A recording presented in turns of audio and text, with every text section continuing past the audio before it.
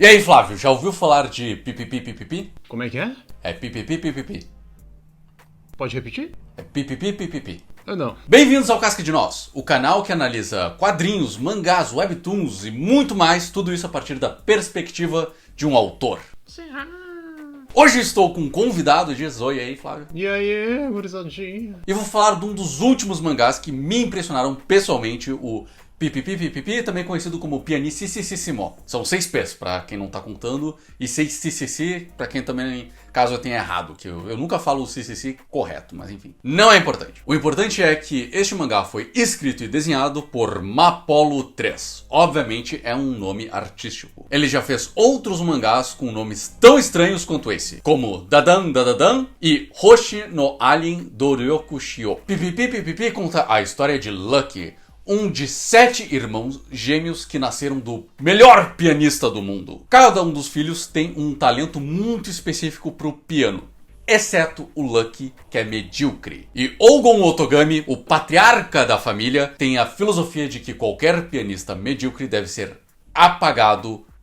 Esqueci de novo. Da indústria! Tá, beleza. Da indústria! E aqui vai uma das técnicas mais importantes pra narrativa, que é a empatia, porque não adianta apenas o Lucky ter nascido sem talento. Mas a falta de talento dele também gerou uma briga familiar entre o pai e a mãe. O pai dizendo que o Lucky não devia tocar piano nem por lazer, porque ele é medíocre, então isso seria um insulto ao piano.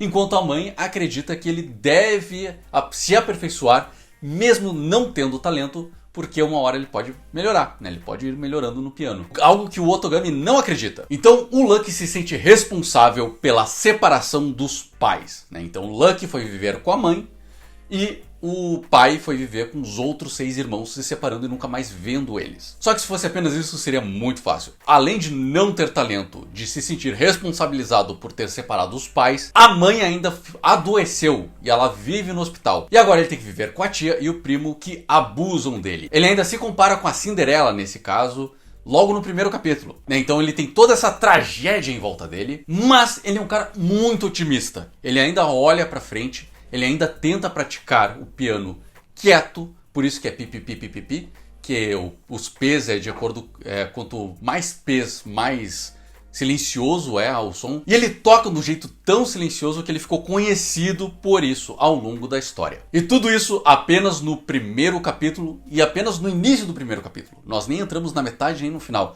porque este é o mundo comum do Lucky. O autor apenas apresentou o que Vogler chama de mundo comum, a primeira etapa da jornada do herói. Apenas no primeiro capítulo nós ainda temos o chamado para aventura, o encontro com o mentor e o desafio do primeiro limiar. Para quem não sabe do que eu estou falando, eu já irei fazer um vídeo sobre a jornada do herói. Mas basicamente é uma teoria de que se diz que toda a história na realidade vem de uma única estrutura, né, que é o monomito, e são 12 etapas pela qual os personagens passam, e o Lucky claramente passa por essas etapas ao longo da história, principalmente nesse primeiro capítulo. O autor realmente não perde tempo para começar logo na história, fazendo a travessia do primeiro limiar no final desse primeiro capítulo. E antes de continuar a review, eu preciso confessar algo para vocês. É impossível para mim analisar, fazer o review de Pipipi Pipipi sem ser imparcial. Isso porque a história me tocou pessoalmente, mas já eu explico sobre isso. Porque esse tema do talento versus o trabalho duro, que é muito comum não apenas em shounens, mas foi muito popular a partir do Musashi de Eiji Yoshikawa, né, em que o Musashi é aquele cara sem talento, mas que se esforça muito. Enquanto o Sasaki Kojiro é o cara talentoso que derrota todo mundo sem se esforçar muito, né, então é um tema muito presente em mangás, principalmente shounens, né, não só nos mangás, mas na cultura japonesa como um todo. Mapolo 3 acaba explorando muito mais esse tema. Enquanto esse negócio do esforço versus talento é muito mais uma ferramenta narrativa do autor, o Mapolo ele explora, ele começa a fazer perguntas do o que diabos é talento? Existem outros tipos de talento ou é uma coisa só? Tipo, o cara é bom no piano como um todo ou ele é bom em algo muito específico do piano? Por exemplo, interpretação, ou na apresentação, ou de replicar aquilo que ele escuta. Então ele começa a explorar diferentes tipos de talento E aí chega também no talento do próprio autor. E também chega naquilo que eu tinha dito, que conversa diretamente comigo num nível pessoal. Por quê? Quando eu tinha uns 10 anos, né, eu adorava desenhar como qualquer outra criança. Porém, quando eu tinha mais ou menos uns 10 anos de idade, eu olhei pro lado, comecei a olhar o desenho de outras pessoas e eu percebi que o meu desenho era muito pior que o dos outros. E aí eu cheguei à conclusão de que eu não tinha talento para o desenho. E eu desisti de desenhar. Se esse é seu primeiro vídeo, então eu vou te explicar uma coisa. Eu sou autor de quadrinhos. Eu não apenas escrevo os roteiros, como eu desenho. Então, aos 17 anos, eu voltei a desenhar. E aí eu vi que, tendo a minha primeira aula de artes de verdade, não apenas pesquisa sobre movimentos artísticos, a história da arte ou sobre artistas em si, né, em que eu realmente aprendi a desenhar, que eu vi, olha, eu consigo desenhar. Eu ainda sou sem talento, eu ainda me vejo como uma pessoa que é sem talento, mas se eu me esforçar, eu consigo ao menos fazer algo decente. E é isso que eu me vejo agora. Eu me vejo como um cara muito sem talento, mas que se esforça muito para chegar num nível um pouco acima do medíocre. Eu consigo muito me colocar nos pés do Lucky, do protagonista, daquela narrativa dele ter 6 irmãos muito talentosos, mas ele ser medíocre. E o autor, dá pra ver que ele também passou por isso, porque ele reflete isso na sua história. Tem muitos momentos assim que me levaram ao choro em vários capítulos, principalmente com personagens secundários, né, que eles têm que enfrentar pessoas que eles veem como muito mais talentosas que eles, mas mesmo assim eles têm que se apresentar, eles têm que botar a cara a tapa, eles têm que se desafiar a evoluir e a encontrar formas de contornar o talento, né, de conseguir superar o talento com algo diferente. Não é ruim, não é feio, é diferente. E chamando a atenção do nosso convidado aqui, Flávio, o que tu tem a dizer sobre o talento? Tu acha que talento é algo que existe? Sim, talento existe, mas não na perspectiva que a gente normalmente aprende sobre isso, né? Ou aquilo que a gente entende como talento. Talento vai muito além do que a pessoa só tem aptidão a fazer. Na verdade, a gente mistura um pouco esses conceitos, né? Uma coisa, o que é no senso comum, o talento, que é como se fosse o dom de uma pessoa de fazer uma coisa específica. Como se ela já soubesse fazer aquilo ali. Mas na verdade não, né? Porque a gente tem diversos tipos de inteligências e, por consequência, a gente tem diversos tipos de aptidões. Coisas que a gente já tem uma maior inclinação a fazer. Então fica mais fácil de executar aquela tarefa. É justamente isso, né? Talento é algo que tu tem mais facilidade de conseguir fazer. Eu tenho uma dificuldade muito maior de aprender a desenhar. Eu vejo gente evoluindo muito mais rápido que eu. E aí eu sinto que eu preciso trabalhar mais duro do que as outras para chegar no mesmo nível ou num nível até um pouco abaixo, né? Então, ele leva muito isso em consideração e a gente vê muito isso na arte dele.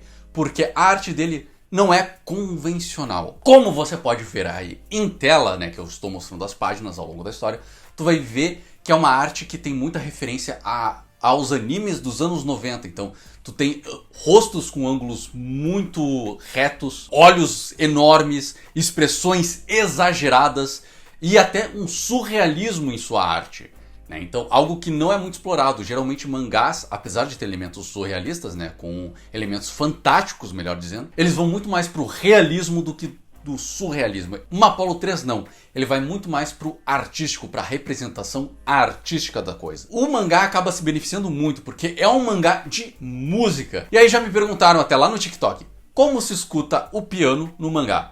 Imaginação!